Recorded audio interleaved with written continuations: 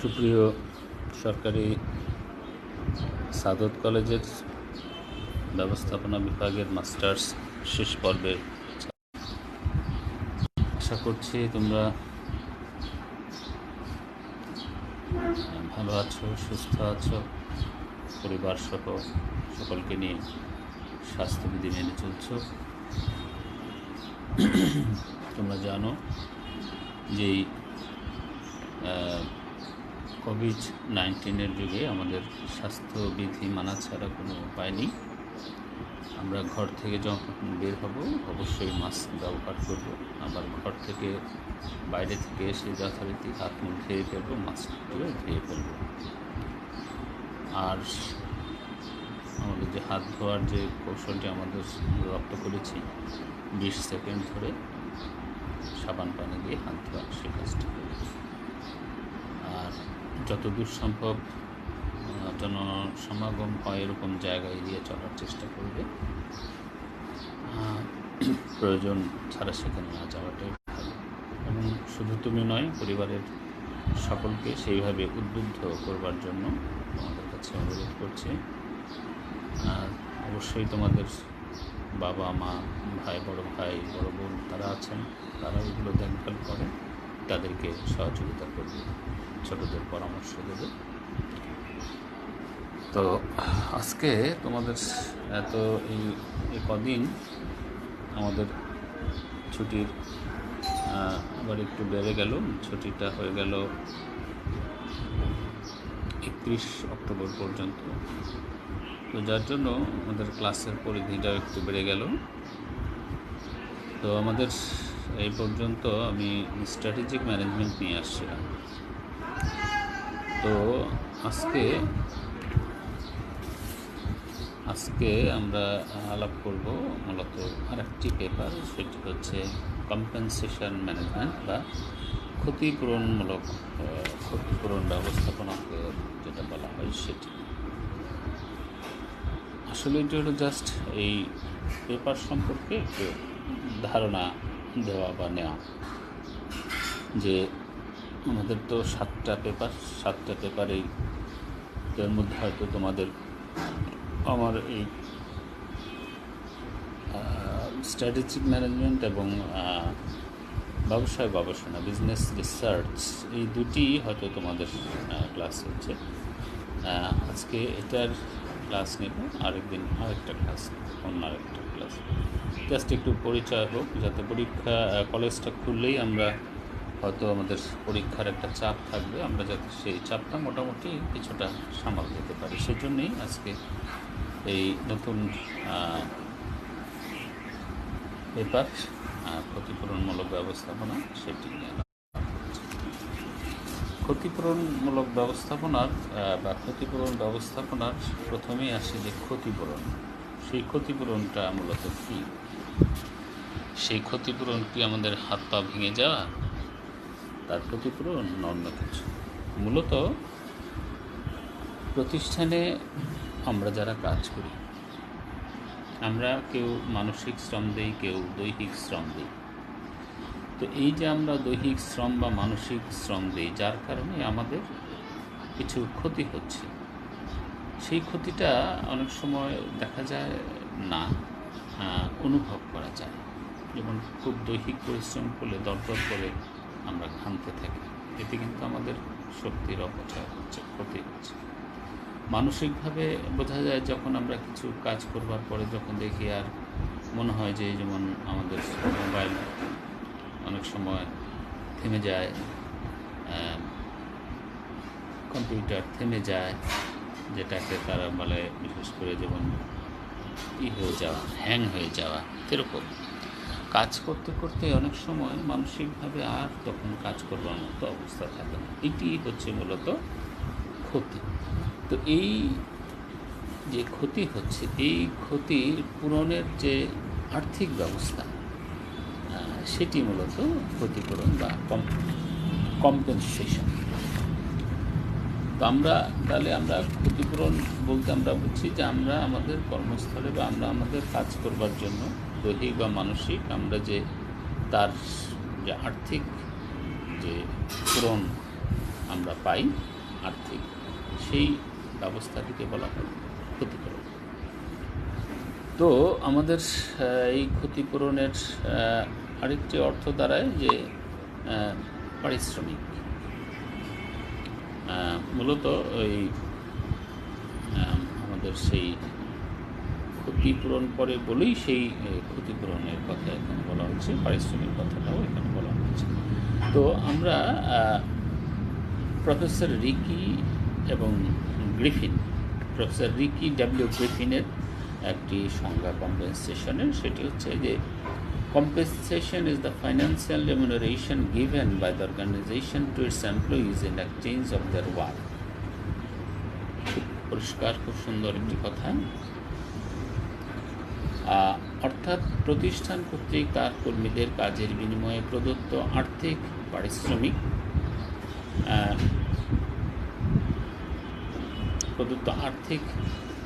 পারিশ্রমিক হচ্ছে মূলত ক্ষতিপূরণ।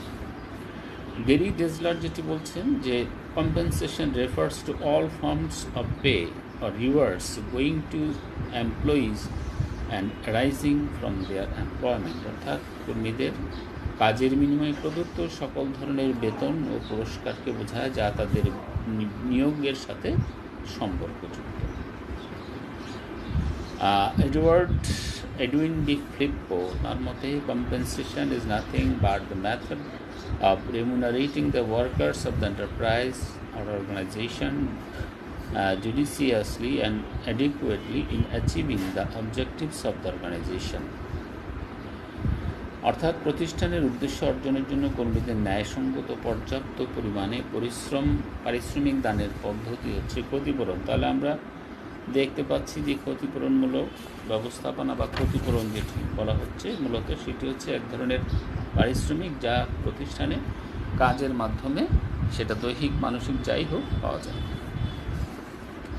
এইবার আমরা ক্ষতিপূরণকে কয়েকটি ভাগে কীভাবে ক্ষতিপূরণ দেওয়া হয় বা ক্ষতিপূরণের বিভিন্ন ফর্মগুলো কী প্রকারে দেওয়া হয়। যেমন মজুরি, বেতন। তোমরা জানো যে প্রতিষ্ঠানের যারা নিত্য নৈমিত্তিক ভিত্তিতে কাজ করে, বিশেষ করে যারা দৈহিক পরিশ্রমের সাথে যুক্ত, তাদেরকে মজুরি দেওয়া হয়। বিশেষ করে এটি সাধারণত দেখা যায় যে দৈনিক বা সাপ্তাহিক ভিত্তিতে সাধারণত হিসাব করে তাদেরকে দেওয়া হয়। আর বেতন যেটি, সেটি হচ্ছে যে কর্মীদের সাধারণত মাসের ভিত্তিতে বা 15 দিন অন্তর অন্তর বা মাস ভিত্তিতে তাদেরকে দেওয়া হয়। সাধারণত যারা মানসিক শ্রমের সাথে যুক্ত তাদেরকেই সাধারণত বেতনের ব্যবস্থা করা হয়ে থাকে। আরেকটি ধরন হচ্ছে যে ঠিকা কার্য, যেটাকে পিস ওয়ার্ক বলা হয়। সাধারণত উৎপাদনশীল প্রতিষ্ঠানে যারা উৎপাদনের সাথে জড়িত বা বন্টনের সাথে জড়িত, সেই ক্ষেত্রে যে কত পিস উৎপাদন হলো তার ভিত্তিতে তাদের পারিশ্রমিক দেওয়ার যে ব্যবস্থা, সেটি হচ্ছে ঠিকা হার বা ঠিকা কার্য, পিস ওয়ার্ক। বোনাস, এটিও এক ধরনের ক্ষতিপূরণ, তবে সাধারণত বোনাস দেওয়া হয় অতিরিক্ত হিসাবে, অর্থাৎ কর্মীর কাজের পুরস্কার, কোনো একটা বিশেষ কাজ বা কোনো একটা কাজের অতিরিক্ত কিছু করা হলো তার জন্য তাকে যে পুরস্কৃত করবার ব্যবস্থা, সেটিকে রিওয়ার্ড বা পুরস্কার নামে আখ্যায়িত করা হয়। সেটি মানে বোনাস, এক্ষেত্রে বোনাস বলা হচ্ছে।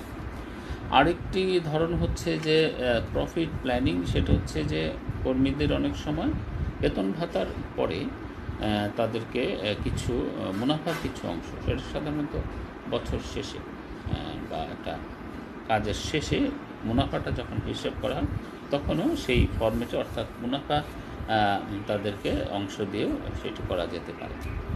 আরেকটি ফর্ম হচ্ছে যে স্টক, সেটিও ওই মুনাফার মতোই। স্টকটা হচ্ছে যে মূলত আমরা যে শেয়ার বলি, সেই শেয়ারকে যখন পূর্ণমূল্যে পরিশোধ করা হয় তখন তাকে বলা হয় স্টক। তো অনেক সময় কোম্পানি মুনাফার অংশটি তাদেরকে সরাসরি না দিয়ে তাদের স্টকের আকারে, অর্থাৎ কোম্পানির মালিকানার একটি অংশ হিসেবেও তাদেরকে দিয়ে দেয়। পেনশন তোমরা জানো, যেটা সাধারণত দেওয়া হয় চাকরি বাকরি যখন অনেকের শেষ হয়ে যায়, বৃদ্ধ বয়সে কোনো কাজ থাকে না, তারা যাতে সেই সময় কোনো সমস্যায় না পড়ে বা তারা যে অন্তত যাতে খেয়ে পড়ে বাঁচতে পারে, সেই জন্য তাদের কিছু একটা অংশ দেওয়া হয়, এটাকে পেনশন বলা হয়। আরও কিছু ধরনের কিছু প্রান্তিক সুবিধাদি কর্মীদের দেয়া হয়ে থাকে, যেমন মনে করো ছুটির সময়ে কিছু বেতন দেওয়া বা ছুটিসহ বেতন, তারপরে দুপুরের আহার, তারপরে পরিবহনের ব্যবস্থা করা, থাকা খাওয়ার ব্যবস্থা করা, এইগুলো, বা মনে করো তাদের বাচ্চা কাচ্চা লালন পালন করা, এইগুলো মূলত প্রান্তিক সুবিধাদি বা ফ্রিঞ্জ বেনিফিটস। তাহলে আমরা দেখতে পাচ্ছি যে একজন কর্মী যখন প্রতিষ্ঠানে কাজ করে, তার দৈহিক মানসিক শ্রমের বিনিময়ে তার আহরিত যে অংশ, সেটি মূলত ক্ষতিপূরণ। এই ক্ষতিপূরণকে বিভিন্ন নামে করতে পারি, যেমন মজুরি, বেতন, ঠিকা কার্য, বোনাস, মুনাফা পরিকল্পনা, স্টক, পেনশন, প্রান্তিক সুবিধা। এবার আমরা একটু কথা বলছি যে আমাদের এই ক্ষতিপূরণমূলক ব্যবস্থা। আমরা আসলে ব্যবস্থাপনার সংজ্ঞাটা এইভাবে জানি যে কোনো একটি সুনির্দিষ্ট উদ্দেশ্য বাস্তবায়নের জন্য আমরা আমাদের সম্পদাদির ব্যবহারের যে কলাকৌশল, তার সমষ্টি আমরা ব্যবস্থাপনা বলে অভিহিত করে থাকি। তো এইখানে ক্ষতিপূরণমূলক ব্যবস্থাপনাটি হচ্ছে যে ব্যবস্থাপনা প্রতিষ্ঠানের কর্মীদের সাথে বা ক্ষতিপূরণমূলক প্রক্রিয়ার সাথে জড়িত, সেই ব্যবস্থাপনাকে বলা হয় মূলত ক্ষতিপূরণমূলক ব্যবস্থাপনা। তো ক্ষতিপূরণমূলক ব্যবস্থাপনা মূলত যে প্রতিষ্ঠানের কর্মীদের শুধু যে বেতন ভাতাতি দেওয়া তাই নয়, তাদের উপযুক্ততা, তাদের সেই কাঠামো তৈরি করা, কখন পাবে কখন পাবে না, তার নিয়ম নীতি, এই সবগুলো ব্যবস্থাটাই হচ্ছে মূলত ক্ষতিপূরণমূলক ব্যবস্থা। তো আমরা এই ক্ষতিপূরণমূলক ব্যবস্থা বা ক্ষতিপূরণ ব্যবস্থাপনার যে একটি সংজ্ঞা আমরা একটু শেয়ার করি, সেটি হচ্ছে আমাদের প্রখ্যাত লেখক রিচার্ড আই হ্যান্ডারসন। তার মতে, compensation management is the process of managing employees financial remuneration given by the organisation. অর্থাৎ যে প্রক্রিয়ার মাধ্যমে কর্মী সংগঠনের কর্মীদের আর্থিক পারিশ্রমিক প্রদান করা হয়, তাকে ক্ষতিপূরণমূলক ব্যবস্থাপনা। উনি একটি প্রক্রিয়ার কথা বলছেন বা কিছু প্রক্রিয়ার কথা বলেছেন। ডেল ইওডর্স তিনি বলেছেন, wages and salary administration involve the selection, development and direction of program designed to implement compensation or incentive policy through financial reward। আর্থিক পুরস্কারের মাধ্যমে যা কিছু দেওয়া হচ্ছে, অর্থাৎ আর্থিক পুরস্কারের মাধ্যমে পারিশ্রমিক এবং অনুপ্রেরণা দানের নীতি প্রণয়ন, উন্নয়ন নির্দেশনা বাস্তবায়নের সাথে মজুরি, বেতন প্রশাসন বা ক্ষতিপূরণমূলক ব্যবস্থাপনা জড়িত। ডিকেঞ্জো ও এসপি রবিন্স তারা বলেন যে compensation administration seeks to design or cost effective pay structure that will not only attract, motivate or retain competent employees but also be perceived as fair by these employees। অর্থাৎ ক্ষতিপূরণ ব্যবস্থাপনা লক্ষ্য হলো এরূপ একটি ব্যয় কার্যোপযোগী বেতন কাঠামো প্রণয়ন করা, যাতে শুধু যোগ্য কর্মীদের আকৃষ্ট, প্রেষিত এবং সংরক্ষণই করে না, বরং তা ন্যায্য হিসেবেও সব কর্মীদের দ্বারা গ্রহণযোগ্য হয়। তাহলে আমরা দেখতে পাচ্ছি যে মূলত ক্ষতিপূরণ ব্যবস্থাপনা যে প্রতিষ্ঠানে শুধু ক্ষতিপূরণ দেওয়াই নয়, বরং সেই ক্ষতিপূরণ যাতে ন্যায্য হয় তার জন্য প্রয়োজনীয় নীতি কাঠামো প্রণয়ন, সংরক্ষণ এবং বাস্তবায়নের যে প্রক্রিয়া গ্রহণ করে থাকি, মূলত তাই হচ্ছে ক্ষতিপূরণমূলক ব্যবস্থাপনা, ক্ষতিপূরণ ব্যবস্থাপনা বা ক্ষতিপূরণমূলক ব্যবস্থাপনা। তো আমরা এই ক্ষতিপূরণ ব্যবস্থাপনার কিছু মূলনীতি, কিছু উদ্দেশ্য, এগুলো একটু আমাদের সাথে একটু শেয়ার করি। যে প্রধান যে লক্ষ্য বা উদ্দেশ্য, সেটি হচ্ছে কর্মীদের ন্যায়সঙ্গত পারিশ্রমিক নির্ধারণ করা, শ্রমিক কর্মীদের জন্য যোগ্যতা ভিত্তিক বেতন মজুরি নিশ্চিত করা, প্রতিষ্ঠানের দক্ষ অভিজ্ঞ কর্মীদের আকৃষ্ট করে ধরে রাখা, কর্মীদের প্রেষিত করা, প্রতিষ্ঠানের উৎপাদিকা শক্তি বৃদ্ধি করা, উৎসাহমূলক মজুরি পরিকল্পনা বাস্তবায়ন করা, নিয়মিত কর্মীদের পারিশ্রমিক পরিশোধের ব্যবস্থা করা, বৈজ্ঞানিক পদ্ধতিতে প্রতিটি কাজের বিশ্লেষণ ও কার্য সম্পাদন মূল্যায়ন করে সেই অনুযায়ী পারিশ্রমিক প্রদান করা, ন্যায়সঙ্গত ক্ষতিপূরণের মাধ্যমে শ্রম ঘূর্ণায়মানতা ও অনুপস্থিতি হ্রাসের ব্যবস্থা করা, কর্মীদের উচ্চ মনোবল সংরক্ষণ করা, সকল স্তরে সৌহার্দ্যমূলক সম্পর্ক প্রতিষ্ঠা করা এবং বজায় রাখা, কর্মীদের অভিযোগ বিশেষ করে মজুরি এবং বেতন সম্পর্কে ন্যূনতম পর্যায়ে রাখা,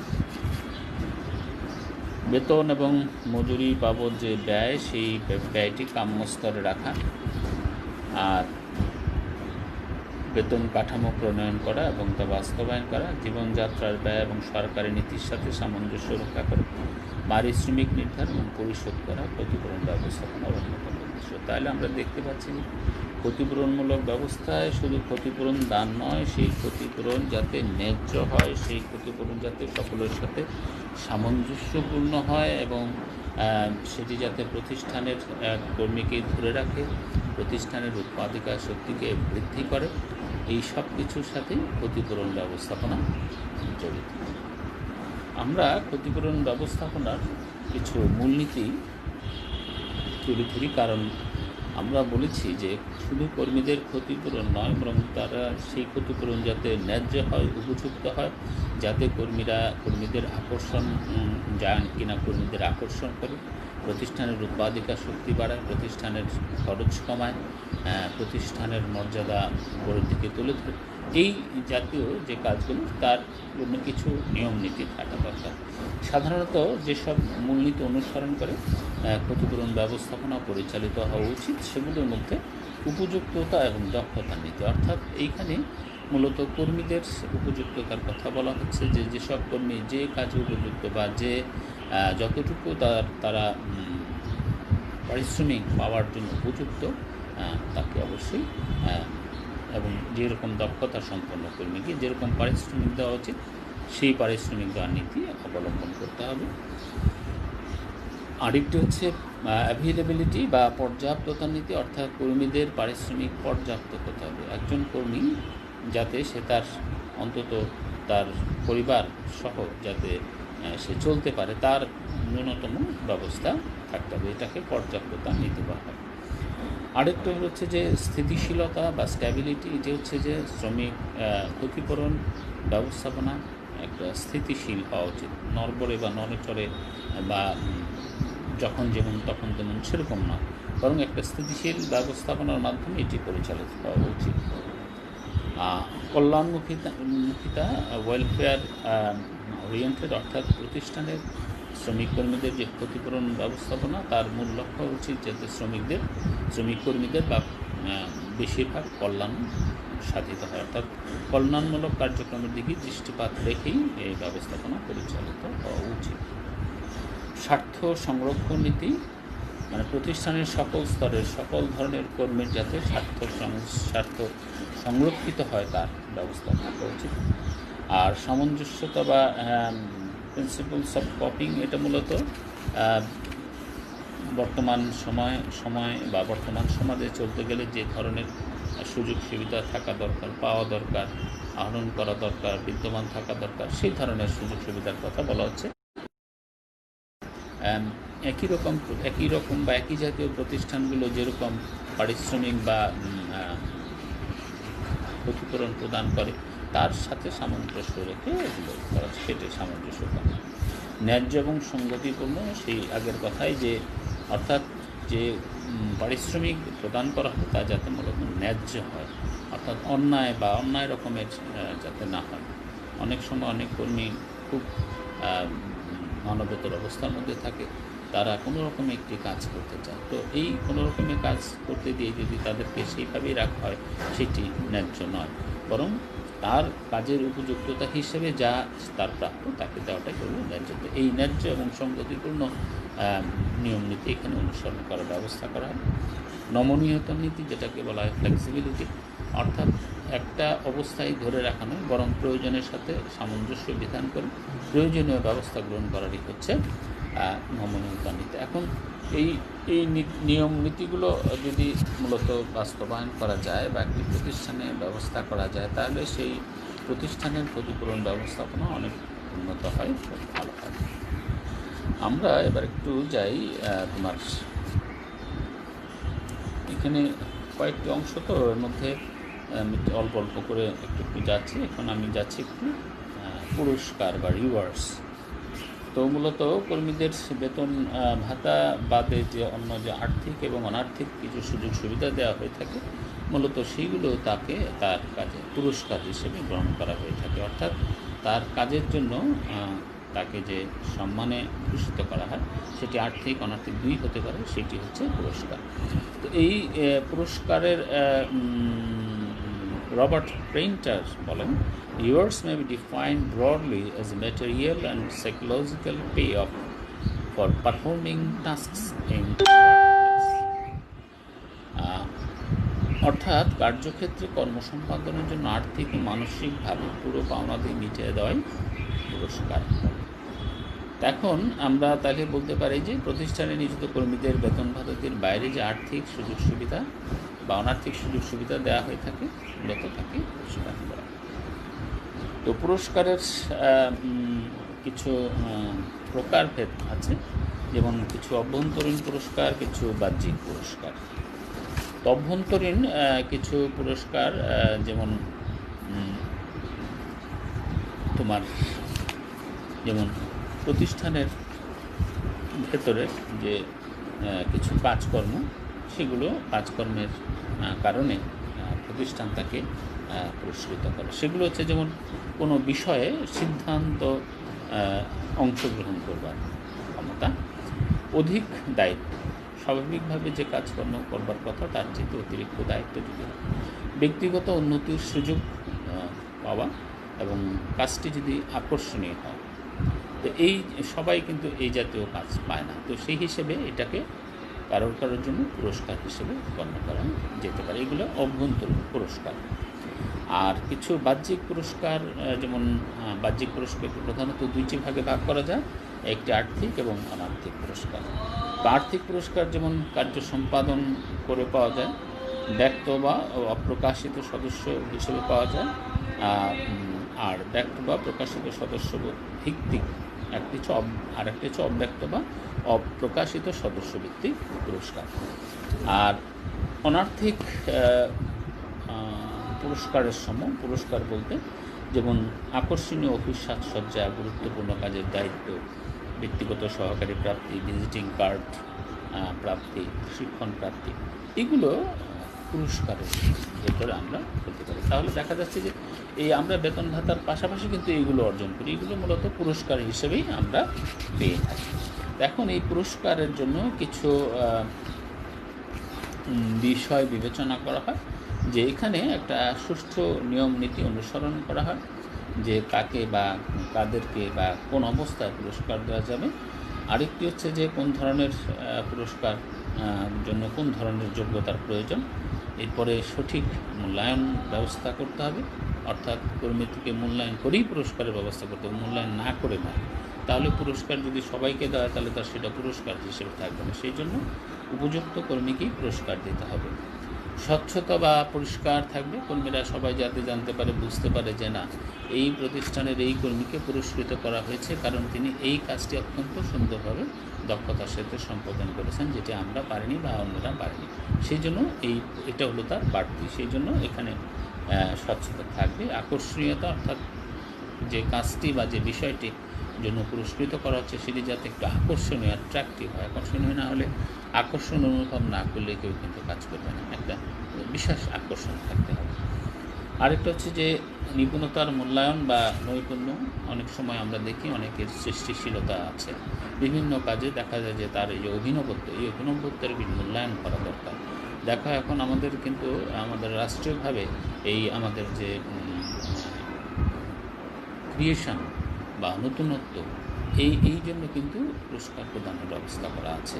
তো কাজেই প্রতিষ্ঠানেও এই বিষয়টা যদি থাকে তাহলে তার নৈপুণ্যের মূল্য থাকলে সবাই যার যে নৈপুণ্য, যেদিকে নৈপুণ্য আছে, ক্রিয়েটিভিটি আছে, সেগুলো প্রকাশ করতে পারবে। ইনোভেশন এটাকে আরেকটু আমরা বলতে পারি। জ্যেষ্ঠতা পুরস্কার প্রদানের ক্ষেত্রে জ্যেষ্ঠতাকে অনুসরণ করা যায়, যে না প্রতিষ্ঠানে এই পরিমাণ যারা জ্যেষ্ঠ কর্মী তাদেরকে পুরস্কার দেওয়া হবে, সেই ক্ষেত্রে জ্যেষ্ঠতা একটা নীতি হতে পারে। আরেকটি হচ্ছে স্বজনপ্রীতি পরিহার। তোমরা জানো যে আমরা নেপোটিজম আমাদের ভিতরে খুব কাজ করে। আমার ভাই, আমার ভাগ্নি, আমার বোন, আমার মামি, আমার কাকা, আমার খালা, আমার ফুপু, আমার আঙ্কেল ইত্যাদি, এইসব আমার। তো এই আমার না করে যদি আমরা মূলত সেই কাজটি যে বেস্ট সম্পাদন করলো বা কাজটি যাদের দ্বারা বেস্ট হলো, আমরা তাদেরকে দেবো। সেই আমার কাকা হতে পারে, নাও হতে পারে। তো এই যে বিষয়টি, এটি হচ্ছে স্বজনপ্রীতি। তো এই নিয়ম নীতিগুলো যদি থাকে তাহলে আমরা পুরস্কার প্রদান সঠিক বা ভালো পুরস্কার ব্যবস্থা আমরা করতে পারব। আচ্ছা, তো এখন এই ক্ষতিপূরণ ব্যবস্থার মধ্যে আমাদের দুই ধরনের ক্ষতিপূরণ ব্যবস্থা আছে। একটি মানিটারি সিস্টেম আর একটি ইনকাইন্ড বা অনার্থিক ব্যবস্থা। তো ক্ষতিপূরণ ব্যবস্থা আমরা টাকা পয়সা, তোমরা জানো, আমরা টাকা পয়সা ছাড়াও অন্যান্যভাবে দিই। সেই টাকা পয়সা ছাড়া যেগুলো দেওয়া হয় সেগুলো অনার্থিক ব্যবস্থা। যেমন আর্থিক ব্যবস্থার মধ্যে আমরা যে বেতন, বোনাস, ভাতা, কমিশন, মুনাফার অংশ, এগুলো আমরা দিয়ে থাকি। আর অনার্থিক ব্যবস্থার মধ্যে মূলত যেগুলো অর্থ সংশ্লিষ্ট নয় কিন্তু কর্মীরা সেই সুযোগ সুবিধাগুলো পায়, যেমন তার আকর্ষণীয় অফিস সাজসজ্জা, তার গুরুত্বপূর্ণ কাজ, ভিজিটিং কার্ড, ব্যক্তিগত সহকারী প্রশিক্ষণ, এগুলো কিন্তু তার মর্যাদা বৃদ্ধির সাথে সম্পর্কিত। তো সেই জন্য এগুলো তোমার আর্থিক ক্ষতিপূরণ, অনার্থিক ক্ষতিপূরণ হিসেবে এগুলোকে গণ্য করা যায়। তাহলে আমরা দেখতে পাচ্ছি যে আমাদের ক্ষতিপূরণ কীভাবে দেওয়া যায়, আর্থিক অনার্থিক, সেগুলো আমরা বললাম। আমরা ক্ষতিপূরণ ব্যবস্থার সাথে আমরা একটি অক্ষতিপূরণমূলক ব্যবস্থা কিন্তু যেসব পুরস্কার অর্থের সাথে সম্পর্কিত নয়, যা কর্মীর সমৃদ্ধি আনে মূলত, তাই হচ্ছে অক্ষতিপূরণমূলক ব্যবস্থা। কোনগুলো অক্ষতিপূরণমূলক ব্যবস্থা? আমরা যে অনার্থিক ব্যবস্থা যেগুলো বললাম মূলত সেইগুলো, যেমন আকর্ষণীয় সাজসজ্জা, গুরুত্বপূর্ণ কাজের দায়িত্ব, ব্যক্তিগত সহকারী প্রাপ্তি, ভিজিটিং কার্ড প্রদান, প্রশিক্ষণ প্রাপ্তি। তাহলে এই বিষয়গুলো হচ্ছে অক্ষতিপূরণ। মূলত এগুলো তার পকেট ভারী করে না, কিন্তু তার সামাজিক যে মর্যাদা, সেই মর্যাদাকে উপরের দিকে তুলে ধরে। তাহলে যদি আমাদের ক্ষতিপূরণমূলক ব্যবস্থার সাথে অক্ষতিপূরণমূলক ব্যবস্থা আসে, তাহলে আমরা কিন্তু এইটা বলবো যে যেটির সাথে, যে ব্যবস্থাগুলোর সাথে মূলত আর্থিক সমৃদ্ধি আনে না কিন্তু তার সামাজিক মর্যাদা, তার প্রতিষ্ঠানে তার ব্যক্তিত্ব বৃদ্ধি করে, মূলত সেইগুলো হচ্ছে অক্ষতিপূরণমূলক ব্যবস্থা। যেমন এখানে বলা হচ্ছে যে অর্থের সাথে সম্পর্কিত নয়, আর্থিক সমৃদ্ধি আনে না, তাই হচ্ছে অক্ষতিপূরণমূলক ব্যবস্থা। এটি মূলত আমরা জানি যে এই সকল ব্যবস্থাতেই মূলত প্রেষণার অংশ হিসেবে কাজ করে। তো আমরা আজকে এই পর্যন্ত আমরা আজকে রাখি। আমরা নেক্সট ডেতে যদি সুযোগ পাই, আমরা বিভিন্ন ক্ষতিপূরণের যে বিভিন্ন তথ্য, সেইগুলো আমরা নেক্সট ডে আমরা আলাপ করব, তো যদি সুযোগ পাওয়া যায়। তো যাই হোক, আজকে আমরা জাস্ট এই পেপারটার সাথে, তোমরা জানি যে তোমরা এটা, তোমাদের সাথে পরিচয় আছে, তোমরা এটা পড়েছো। তো এখন জাস্ট আমরা যে পরীক্ষা আমরা নেব, তোমরা সাধারণত যদি ইনকোর্স পরীক্ষা হয় তাহলে সাধারণত ফার্স্ট চ্যাপ্টার এবং সেকেন্ড চ্যাপ্টারগুলো আমাদের পরীক্ষাটা হয়। তো সেই জন্য জাস্ট একটু তোমার